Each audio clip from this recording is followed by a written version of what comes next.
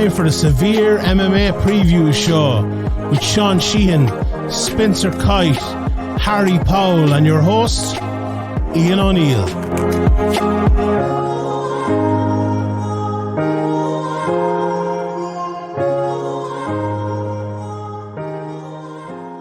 That is right. We are here, as always, for the UFC preview show. My name is Ian O'Neill, and today I'm joined by Harry Powell and Spencer Kite, as always, as Erin Blanchfield looks to forge a possible title shot. It has to be said. There can be no other way around this with a fight of this caliber.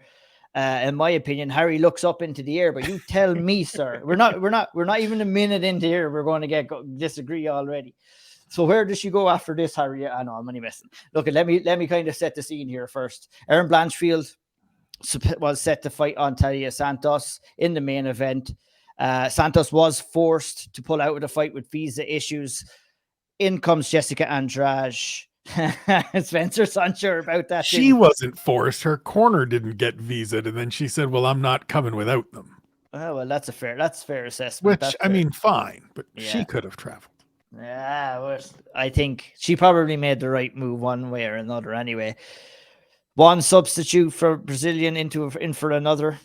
Jessica Andrade comes in on 1 week's notice. Well, yeah, 1 week's notice pretty much. It was announced. Well, we don't know. Maybe she was already kind of playing back up in the background. She's 1 month from her previous fight where she went in there and took out Lauren Murphy by decision, what was a pretty much one-sided beatdown. And she has the chance to come in here and kind of topple Erin Blanchfield and cull her progress. Obviously, Erin Blanchfield has been creating a little bit of noise, shall we say, in the flyweight division, moving up the ranks, good wins over Molly Holm, hear me, Molly, I don't even know why I said Holly Holm there, guys. Molly McCann, JJ Aldrich, Miranda Maverick, all fell victim to Erin Blanchfield. Spencer, you've been talking highly of Erin Blanchfield for the longest time now, and many times on her past 3 wins on this preview show.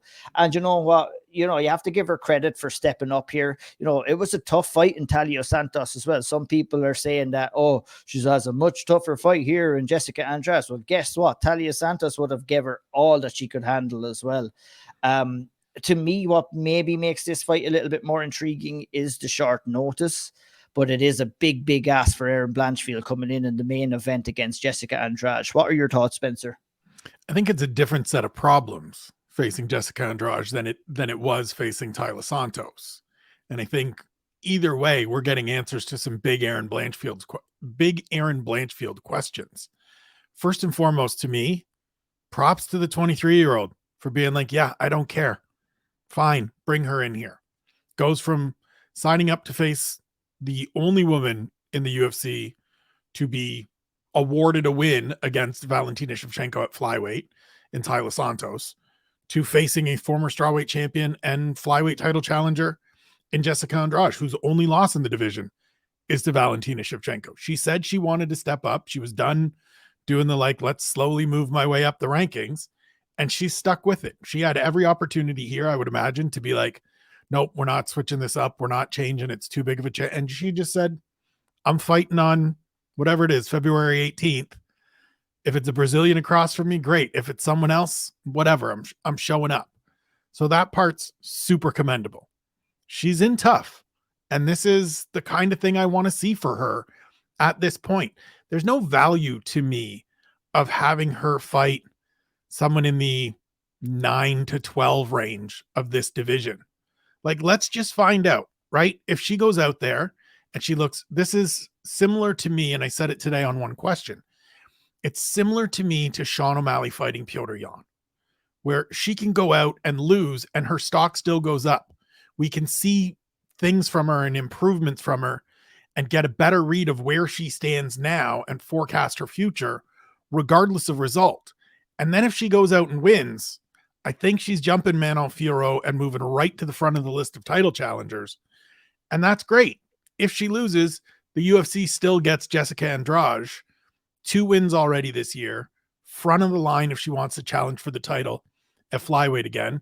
Could still go down to strawweight, where she's got a win over Amanda Lemos last time she was there and is at the head of that queue. and everything's great. And Erin Blanchfield takes a little reset, fights somebody that isn't the number 2 contender in the division, and away we go. So for what could have been a disaster, we still get a great fight that answers a bunch of questions about one of the top prospects in the UFC. So I'm all in on this main event. Yeah, like I know. Yeah, I think you kind of wanted to disagree a little bit, Harry. I'm going to bring you in right now just to kind of get your assessment on her decision to take this at short notice. May that decision maybe kind of a little bit of strong-handedness or a victim of circumstance in the UFC right now is that we just spoke about before this, where if Erin Blanchfield didn't take this fight, we would have lost the main event and we would have lost this big fight. And then what is the card then? Because it's not great apart from this one, let's be honest. And a trend that I'm seeing nowadays is that, Erin Blanchfield could have turned this fight down, but what would it have meant to her down a longer career? Because that Dana White and the UFC brass don't like decisions. They've tried to call John Jones a sports killer in the past for pulling out of a main event. They tend to kind of want to promote against fighters that don't really want to take risks like this. But I'd imagine it was a pretty easy decision for Erin Blanchfield to make, given what she has been saying in her pre-fight press conference. She's all for this challenge as well. You feel it's not really the right decision, would I be correct in saying that? And why would you feel that way? Yana, I got some arguments. Like, my argument is this, right? In a division, and look, I don't blame Erin Blanchfield for taking this fight. One, for the reasons that everyone's already stipulated. The UFC will, even if she goes out there and gets destroyed in 60 seconds, the UFC will look at her favorably because she took the fight, she continued the main card, she continued the main event, and they will reward her for that, right? They will look at her favorably for that. We've seen this. My issue is not with her necessarily taking the fight. I think my issue is more that we're looking at the moment for a successor to Valentina Shevchenko. That's what we're looking for, right? And maybe it is Tyler Santos. Maybe it would have been Tyler Santos, and we would have found out if it would have been Tyler Santos when she fought Erin Blanchfield. But we've already had Blanchfield and Maverick sort of knock one of each other off the perch. And we've got King Casey O'Neill also in that pack as sort of the young blood coming through in this division. Grasso is next up, and that's grand. We're going to see whatever happens with that fight. But the difference for me with Sean O'Malley and Erin Blanchfield is Sean O'Malley was 27 years of age when he fought Piotr Jan. Erin Blanchfield's still 23 years of age, and we still have so much time for a fighter of her caliber who, and maybe this will lead us into the sort of breakdown actually of the fight, a fighter who's, in my opinion, not complete enough. And Spencer's absolutely right. We're going to see if she is complete enough or not complete enough. But I think we have seen enough from the performances thus far that even against Molly McCann, she didn't get hit once, but she also didn't bother exchanging too much in the strikes because she knew where her advantage is, and that's smart fighting. I'm never, ever, ever going to tell her to not do that. But for me, with somebody like an Erin Blanchfield, I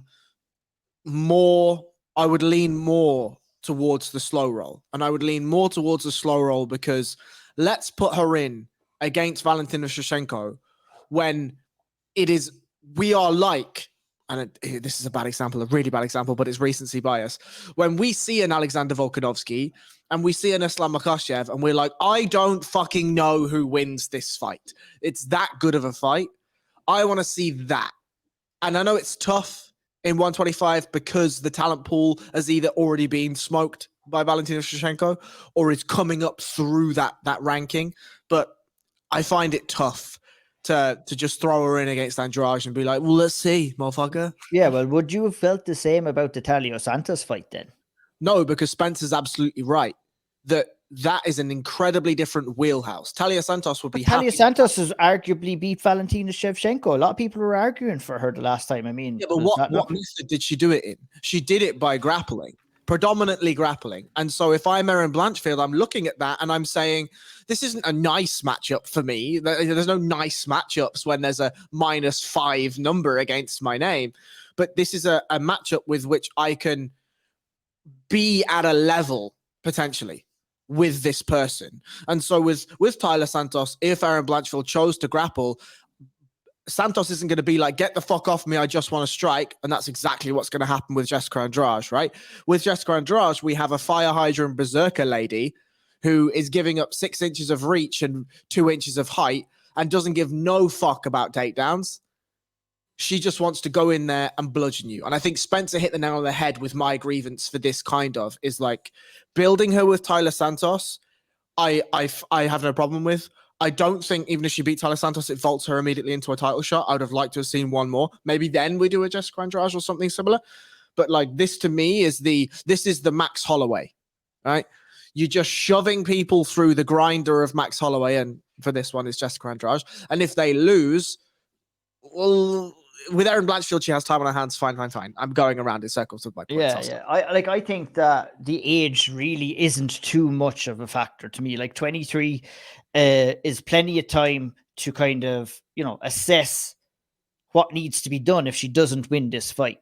Plus, if she does somehow manage to go out and win this fight, well, then, we've got a pretty sensational fighter in her hands, to be honest, at 23 years of age. I'm leaning towards Jessica Andrade. We'll get to the fight itself.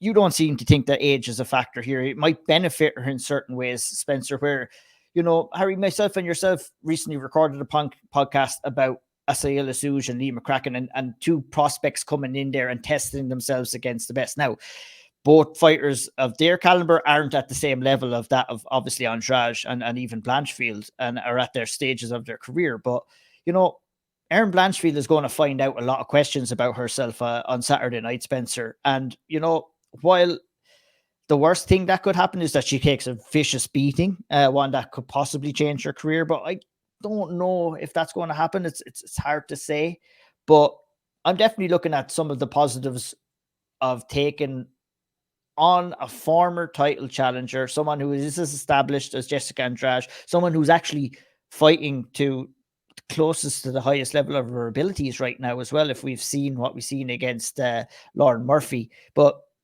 like, do you think that Erin Blanchfield is going to go out there and put on a better showing than what Lauren Murphy did? Because I honestly think that she will, even if she wins or loses, I'm fascinated to see how she's able to grapple, if she's able to grapple. That's the question to me, right?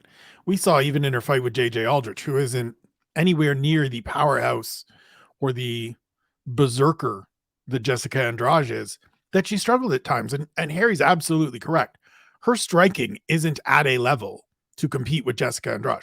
She goes out there and tries to make this a kickboxing match. She's getting absolutely roasted. Her ribs are getting busted up. She's catching big shots. She's probably going to get scooped in the air and slammed onto her noggin. But the thing that I want to see is the thing that's really fascinating about her from that Molly McCann fight. Again, as Harry mentioned, she didn't even bother. She was just like, look, I have got a clear path to victory against this woman who wants to come out here and box a little bit and throw some spinning stuff. And I'm just not having any of it. So I'm just going to put her on her shoulders and smash on her. And I'm going to mash elbows into her face. And when she gives it to me, I'm going to take this arm and I'm going to twist it behind her back until she has to tap. And then I'm going to get up and I'm going to go to that New York crowd that was cheering for her, even though I'm from New Jersey. We've seen Jessica Andrade put on the ground, stuck in a mounted crucifix, and blasted with elbows. And it was pretty recently. And yes, it's by Valentina Shevchenko, who is the best fighter in this division by far, who is one of the 3 best female fighters on the planet, who is one of the 10 best fighters, full stop, in the world today. Who am I to say that Erin Blanchfield can't do that? I want to see. And this is the thing. You can roll your head all you want, loll all over the place. This is what we talk about. Yes, I understand the challenge of being young, and maybe it burns her, and maybe it is damage that she never comes back from. We've seen it many times over. I think she comes from a good enough camp, a smart enough team, that if things are going demonstratively poorly for her, they protect their fighter. She protects herself, right? She comes from jiu-jitsu. I'm sure she is tapped many times in many competitions, in many roles. She knows how to protect herself.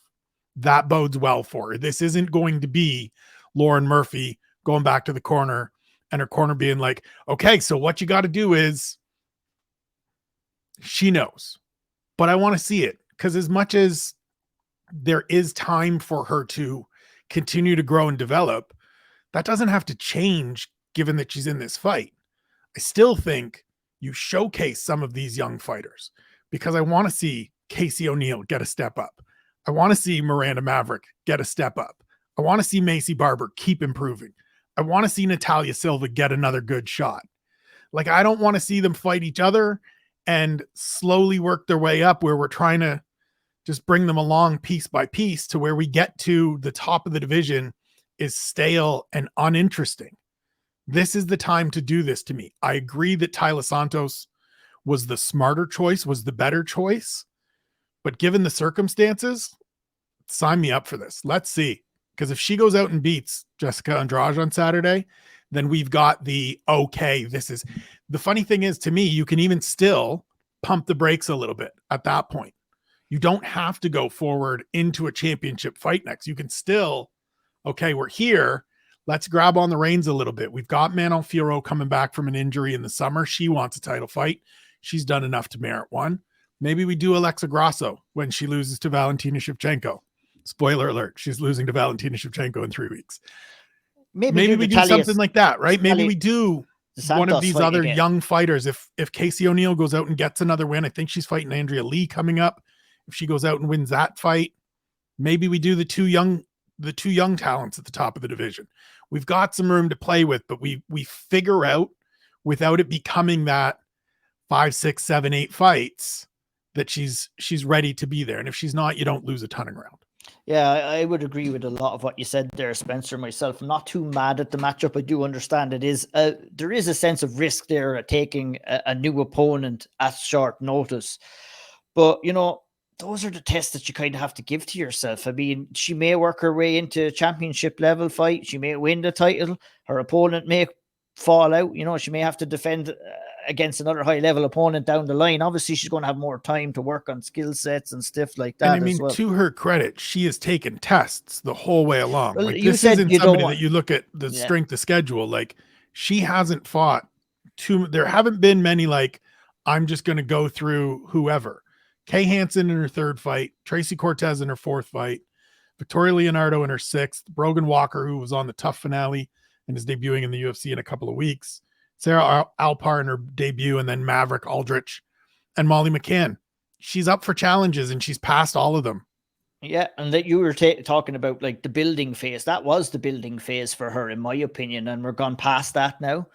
And, you know, we're going to find out if she's good enough. Like, I know you're a hard man to convince, Harry, up there, but, you know, she's taken a huge step. Yeah, it's a huge step, but sometimes you can, and sometimes you'll sink and sometimes you'll swim. And I'm very interested to see whether she sinks or she swims on Saturday night. And Harry, you're expecting Jessica Andrade not to play a ball. You're expecting Andrade to go out there and drown her in certain ways. How do you see the fight going then? I think it depends, right? I do think it depends. Like, my worry, and I know that, especially with young fighters, they make leaps and bounds far quicker. Against JJ Aldrich. JJ Aldrich is a very underrated striker, has a great jab, has some nice footwork, and for the most part of that first round was doing JJ Aldrich things, right? Was landing her jab, was doing well. And then what we found, and I remember that we talked about it, maybe on the takeaways, possibly on the takeaways. We talked about it and we said, definitely on the takeaways. This is what we want from somebody like Erin Blanchfield, is that she's getting pieced up and then she finds a way to win. And that was one of the things that we said was fantastic about her. And that is something fantastic about her. The thing that we then generally say is that there are fights where you then get to demonstrate that those holes were closed. Well, the fight that we've seen was Molly McCann, and there wasn't an exchange in the striking at all. Now we can bat that away, and we can say That's incredible fight IQ, because it is. Why would you bother? Even if your striking has improved, you're not paid to go in there and take shots. You're paid to go in there and win. And so you go in, you do the winning, you look fucking fantastic doing it. You walk off, you do the Spencer shoulder roll. You say, I didn't even get hit once, motherfuckers. Look at my face, clean. How do I think the fight goes? We're going to find out if Erin Blanchfield has managed to close some of those gaps, because she has a vast height advantage and a vast reach advantage. Andrade is used to this. She is used to being able to find her way inside. And if she can find her way inside against somebody of the skill of Rose Namajunas, she can find her way inside to somebody of the skill of Erin Blanchfield. My question is, what happens after that? Is Blanchfield able to reverse those inside spaces with underhooks and clinches and tie clinches? And are we able to see her time Jessica Andrade come in and either look for single legs, doubles, whatever? Something that we saw with Islam Makhachev was he got to a point where he saw and made the reads so cleanly that when he actually ducked under and committed to that single, he hit it beautifully. Now, that's a very, very lofty bar for me to set for somebody like Erin Blanchfield to match, of course, but the sentiment is the same. Can Erin Blanchfield make the reads? Because Jessica Andrade is a forward-facing fighter. She doesn't take back steps. She doesn't really move laterally. She likes to move forward. She hits like an absolute fucking truck. But we have seen her be susceptible to takedowns, as Spencer has mentioned. The crucifix is an incredibly dangerous position to put any fighter in. And if Erin Blanchfield can wrestle, can tire Jessica Andrade, this is 5 rounds at the end of the day. That's the key. That's the key to me. And Erin Blanchfield has trained for 5 rounds, and Jessica Andrade always is training. But how close to 100% is she going to be coming into this fight? I wonder how long she's known about it. Obviously, if there's some visa issues, there would have been kind of coming to fruition behind the scenes for a little bit. So I think, Jessica Andrade, we found out last Saturday from the pay-per-view card. I'm sure that Jessica Andrade knew before that time. But how long and what had she been doing? Was she celebrating her big win? It was only a month ago. How far was she on weight? You know what I mean? How much weight does she need to cut coming into this fight? She still does have to make weight at the recording of this preview show. How much does it take out of her? Those are all the variables that I'm or intangibles, Harry, as you like to call them, isn't it? Those are all the intangibles that I am interested in for this fight. And, we cannot rule out Erin Blanchfield here, Spencer. I'm going to give you the last word on this main event, and before we move on.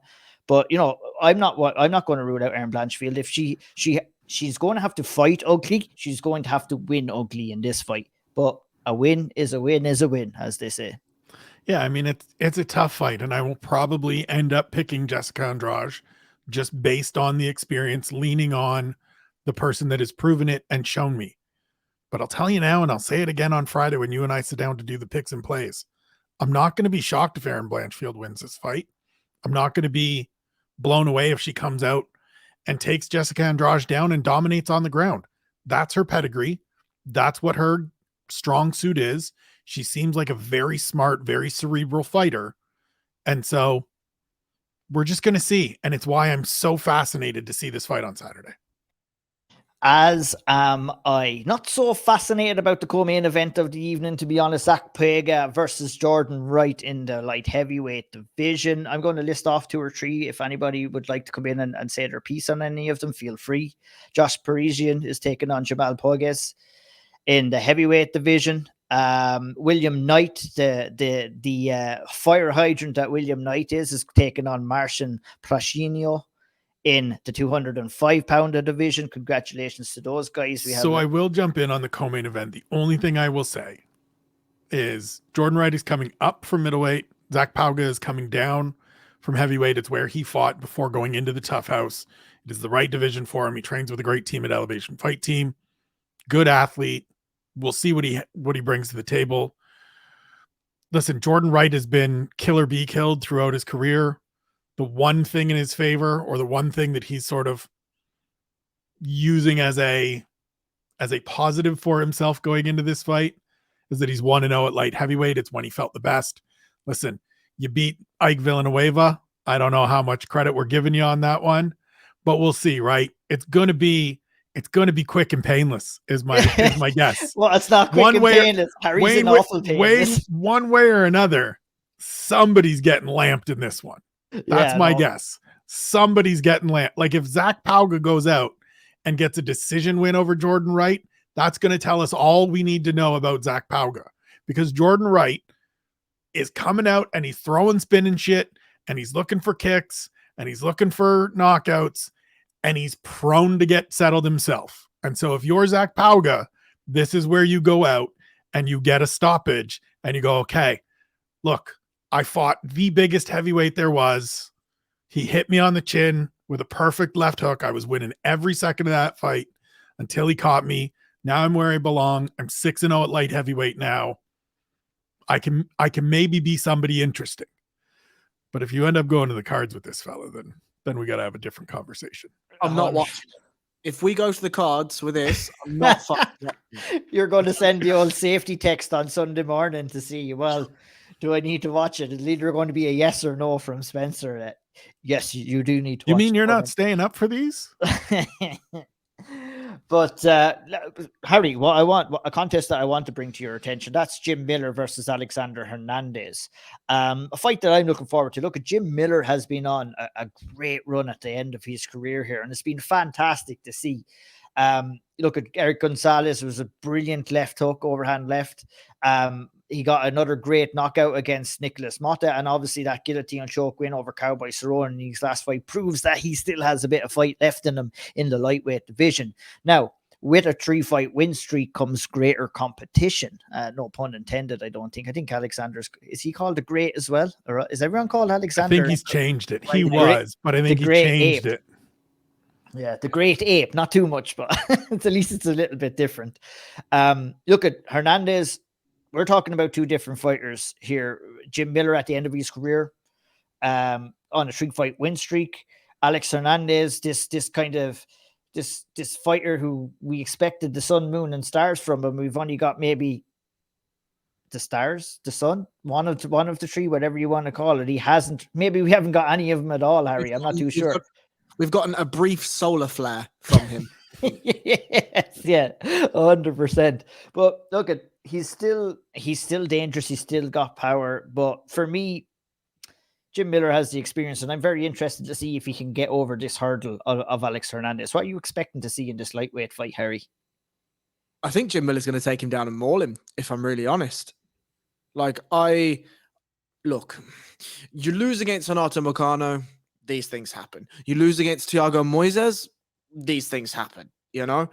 You lose against Drew Dober in a firefight, these things happen. If you bring your lunchbox to a fight with Drew Dober, he's probably taking it home with him, right? The Donald Cerrone, everyone looked at that and said, look, he's gotten a bit big for his boots. He's done all this talking. He's not taking Cowboy seriously. He's trying to clown on him. And Cowboy was like, whack, get fucked, right? And everyone was super happy about it. And it was this whole thing. Jim Miller is going to ask some questions of Alexander Hernandez, I think. And this is either going to go one or two ways. And this is a massive cop-out. But, like, Alexander Hernandez is either going to run over that cage and he's going to Alexandre Pantoja him, right? Where it's just a Tasmanian devil and he's going to fucking destroy Jim Miller. Or, as Alexander Hernandez has come over and tried to do the Tasmanian devil thing, Miller's going to see that it's just a touch sloppy. It's just a touch too erratic. He's not quite picking his shots as maybe he should do. And there's going to be some veteran savvy in Jim Miller, who's 390 years old right now. And he's going to find ways to make it difficult. He's going to find ways to ask Alexander Hernandez those veteran questions that you only get after having, how many fights has he had? Fucking 48 million. Like, after you've had the amount of fights and he's been in against. And Jim Miller, let's be honest, he said after his last couple of fights, just give me the guys that you need a bit of a test for. I don't want the young to the stars guys. I don't want the top 10 guys. Just give me the guys that you want a bit of a test for, and I'll give them a test. And I genuinely think this is a test for Alexander Hernandez. Because if you fuck around, you're going to find out. If you take this seriously and you go in and you strike like we have seen him strike before with the big power and the nice accuracy, he'll dismantle Jim Miller. But if he doesn't, he's going to get fucked up. It's kind of interesting, Spencer, because Alex Hernandez, he's already played the move down in weight card, and we saw how that went in his last fight against Billy Q. It didn't go too well, to be honest. So the decision was to move back up. And I think Harry hit the nail on the head, really, to be honest. It's like, this is more of a test to see where Alex Hernandez is at, because we already know where Jim Miller is at. We already know what he's capable of. And you know, it's maybe the sad reality of the situation for Alex Hernandez is that this is going to be a competitive fight, whether he likes it or not.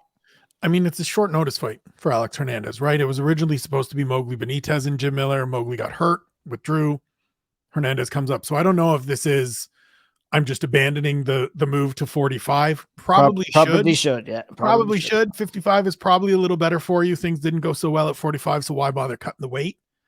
But I think Harry's right. It's going to be, I mean, I think this is similar to the Billy Q fight. Alex Hernandez won the first round of that fight. Looked good. Came out, he was picking his shots. He tried to wrestle a little bit, used a little bit of physicality.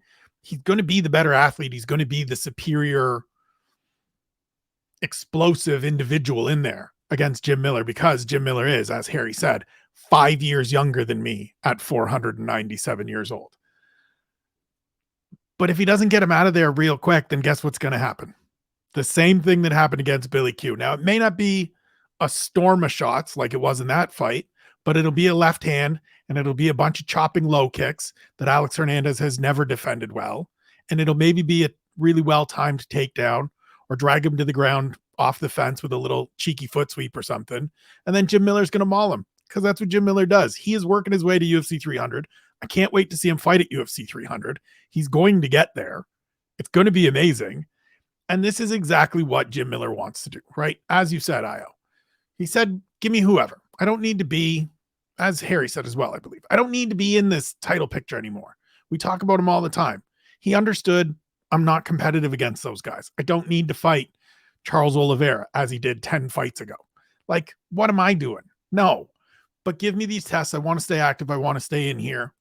And he's beaten some good fighters. He's 6-3 over his last 9 fights. You give me that any day of the week from a guy that we want to see regularly, that's always entertaining, like most fights in UFC history, most wins in UFC history. And now a good test for Alex Hernandez, who really, to me, maybe he gets a little bit of a pass because it's short notice, but this could be you're fighting for your place on the roster. Like, this could be you need to come out and look good and maybe even must win, or else you're going to need to see what the folks at the PFL are up to. Indeed. I think it speaks tons about Jim Miller and who he is as a man, that the person or the thing that got him down most was the tick that gave him Lyme disease and kept him out of action for a couple of years. And to be even in a position... Didn't even keep him out of action. That's the ridiculous part. He kept fighting and was just like, I think I'm getting old. Yeah, my God. Must just be all of these miles. I'm just getting old and feeling kind of arthritic. Nope, you've got Lyme disease. And as soon as he started treating it, lo and behold, he got feeling better. Dude's an absolute savage. He is a fucking savage, and I hope he gets to UFC 300. That would be a great trivia question in about 10 years' time, because that's what he's aiming for. It was 100, 200, and he wants to be on 300 as well. Yeah. Fingers crossed he gets there. I mean, next July. Let's get there, let's get there. We got it. Harry, not too much else to talk about on this card. We're going to spend a bit of time on Lina Landsberg and Mario Bueno Silva. I think for me, my kind of outlook on this fight is the UFC trying to maybe baby Mario Bueno Silva up the rankings a little bit, try and create another contender in the 135-pound division. Obviously, Bueno Silva was competing at 125 for the longest time. The move up in weight, in my opinion, has kind of suited her. Are you excited to see her fight? Do you think she has the ability to work her way into somewhat of contendership at 135-pound division? I mean, probably. Like, it's another name that's interesting in the division. She's one of those fighters where if you give her something, she will take it. It's not somebody who's going to go out and force you to make mistakes and really break you down and make reads and set traps up and whatever. But, you know, if Stephanie Egger's like, watch me do judo things, And Maria's Buena Silva's like, you just leave that arm in there for me? And she's like, yep. All of a sudden, we're in an armbar and we're going home, even though she didn't tap, obviously. You know, Shout out to the judge who called for the finish of that fight as well. Shouts to Ron McCarthy. I love it. Fair play, Ron. So, like, Bueno Silva is one of those fighters who she's not what I would call a proactive fighter. She's a reactive fighter. And the thing with Landsberg is you can be both and still beat her. You know, Landsberg sort of made her name of being this kill or be killed. I throw big elbows. I get cut. Fights are always bloody. And it's an all action type thing. But Lena Landsberg's not a very good fighter. You know, she's wants to be a Thai-based fighter, but allows herself to be pushed against the cage a lot and then tries to do Thai clinch things, doesn't swim underhooks. If she does and she manages to reverse the position, she always just stays there because why think about fight IQ? Like, it's just not a good performance from Landsberg ever, really. And she's a very tough lady. She'll fight to the last tooth and nail. She will not be quitting at any point. But this to me feels like Maribana Silva can strike with Landsberg if she wants. She can push her against the cage because Landsberg won't stop her. She can take her down if she wants, and she can maul her on the ground because Landsberg's grappling on the ground or get-up game is pretty much non-existent. Yeah, it's a very fair assessment. And even speaking about Lena Landsberg, Spencer, her record kind of portrays what Harry was saying there about her, that, you know, she's a killer, be killed type of fighter. Happy enough to get into the pocket when it suits her. Does have a little bit of power. I mean, you know, she's hurt people in the past, but I think she's fighting a different animal here in a difficult style as well in that Bueno Silva is going to bring to her. Whereas that Harry said, I think that she probably will have the ability to draw Lena Landsberg in some striking exchanges and do what she does best and counter. She's an excellent counter puncher. I'd like to see her move a little bit more on the front foot going forward. I think she's not going to be able to kind of rely solely on counter striking or being second in the striking exchanges as she moves up the rankings. But this is a real good chance for Maribana Silva to come in here and kind of put on a showcase performance and kind of put the rest of the division on notice. I mean, in theory, and I think that's why you make this fight. Lena Landsberg is 4-6 in the UFC. She fights ugly. Every fight is ugly. And it's hard to look good against her. And if you do look good against her, it sort of tells you something. She reminds me a little bit of, and people are going to be like, oh my God, that's such a gross comparison. It's a little bit like Sam Alvey, right? Veteran, can make things kind of ugly, kind of tough, but not great anywhere. And if you look good, then it means something. There was somebody very recently, I think it was Michal Olszewczuk, that got Sam Alvey out of there early. And we were like, yeah, but how much do you rate getting Sam Alvey out of there? And it's like, well, he was the guy that did it quickly. So if Mayra Bueno Silva can come out and look really good against Lena Landsberg, that tells us something, because the last three ladies that fought her didn't get her out of there at all. They went the distance. They were ugly fights. They were grimy fights. And that's what Lena Landsberg is going to look to do. I think Harry's assessment of who Mayra Bueno Silva is perfect. If you give her something, she's going to take it, but she's not going to actively go out there and be like, hey, I would like your arm, please. You have to make the mistake. You have to make the miscalculation for her to really look good. And so this is the opportunity for her to go out there and say, hey, I've learned from those things. I've grown a little bit. I've developed. I can allow myself. I can create opportunities for myself, because it's wide open at bantamweight right now. Like, some of the names ahead of these two in the rankings, like, have moved on, are fighting in other divisions. Like, the division is bad need of a few names to kind of emerge, really, isn't it? We could use somebody that hasn't fought any of those people in the top end. And so if Mayra Bueno Silva gets a win here, and it's 3 straight since moving into the division, then you put her in there with a couple of those names that are ahead of her. They're not big names. They're not fancy names. They're not going to be main eventing a fight night show. They might be main eventing a fight night show, but you know, it gives you something that's a little bit more interesting, right? Rather than just the same names repeatedly fighting each other. Yeah, it definitely will be interesting to see what she can do against Lena Landsberg. Spencer, I'll stick with you. Jamal Emmers is taking on Hussein Ashkabov in the 145-pound division. 23-0 Ashkabov is coming in here. Obviously, you know, you look at that record under the microscope. There's a couple of questionable early kind of opponents on his card. I feel we're going to find out a lot of questions about how valued that undefeated record. Currently, I want to say the third best active undefeated streak that we have so far in mixed martial arts, behind Bellator welterweight champion Asimov and somebody else. I saw that stat earlier on. I should have written it down. Doesn't matter. What are you expecting to see from Jamal Emmers and Ashkabov in this fight? I'm excited to see Ashkabov because he's a showman. He likes to do spinning attacks. He's vicious ground and pound. He attacks with submissions. He's a finisher, really. And he has a tough task in Jamal Emmers, who's coming back after getting his knee absolutely ruined by Pat Sabatini in his last fight. I'm going to steal a little from Harry here and just say, is he? Because we don't know, right? He hasn't fought in almost 3 years. The last guy he fought. Is he what though? Is he a finisher? Is he as good as this record looks? Is he? Well, is he's he a guy definitely that's a finisher though? That's okay. So yes, he's definitely a finisher in that he has a load of finishes in those 23 fights.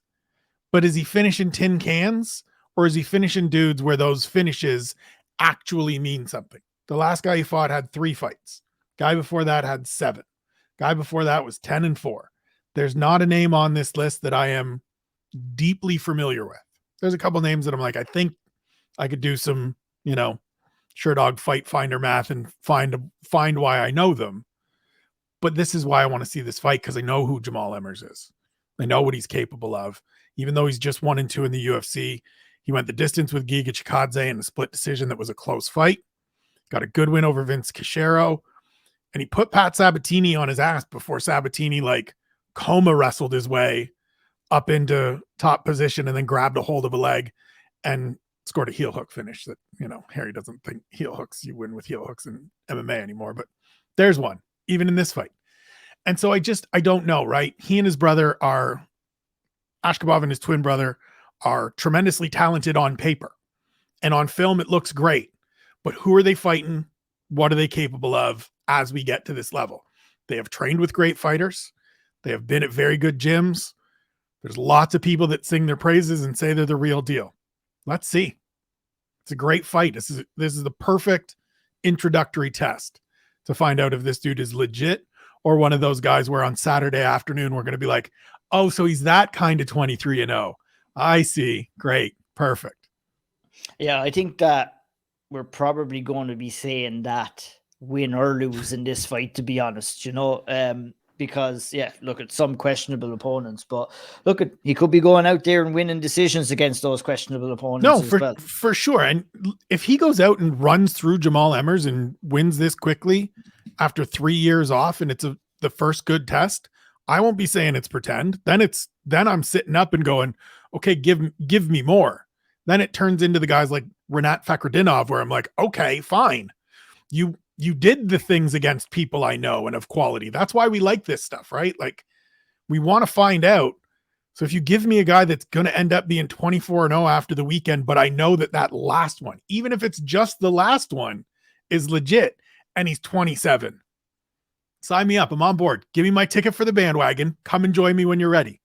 Yeah, I know. But even looking at his record, beating a 3-0 guy to get his way into the UFC, it's questionable enough, isn't it? Who knows? We're going to find out. We're going to see some spinny shit. We might see some ground and pound. We're going to see some of this. I like Jamal Emmers, not necessarily going.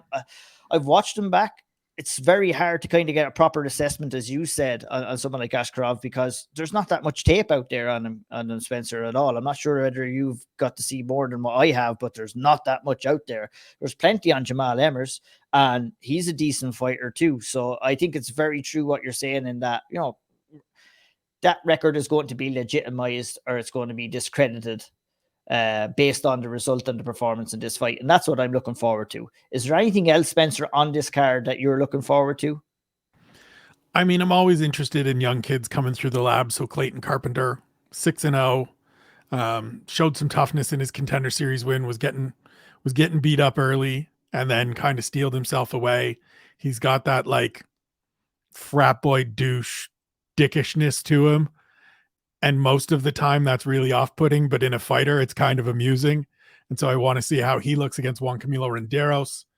AJ Fletcher's always a little bit interesting to me because it's 100 miles an hour 100% of the time until the gas tank empties. Yeah, a lot better and that's fighter usually than about 4 minutes. Yeah. That's somewhere in there. I think he's a better fighter than his last 2 defeats would kind of say, but we're gonna find out, because if he can't shine in this one, then we maybe, then maybe it's time to go. Not good.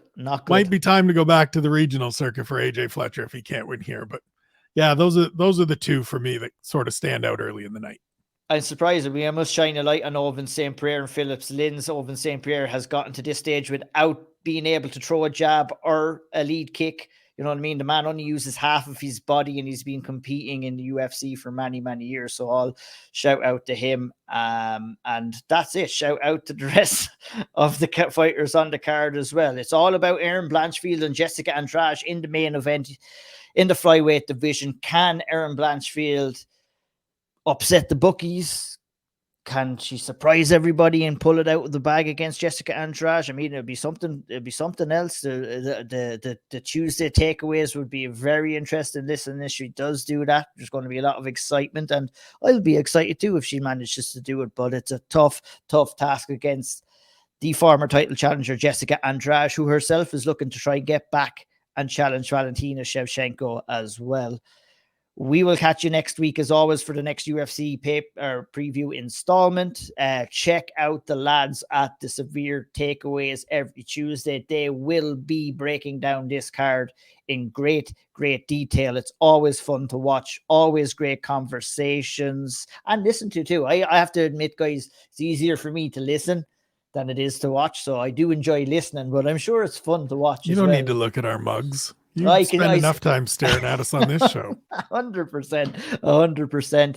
Head on over to the top right-hand corner, scan that code, SevereMMA Patreon, sign up for great content, Speaker's Corner, everything is over there. Chase and Pack, Q&A, loads of shit over there. Loads of shit on the YouTube channel as well. Sign up to our YouTube channel. You're right here. Hit the subscribe button. You might as well. What are you going to lose? One thing that you will not love to see is Spencer's conversation with Julie Kedsey is the guest this week.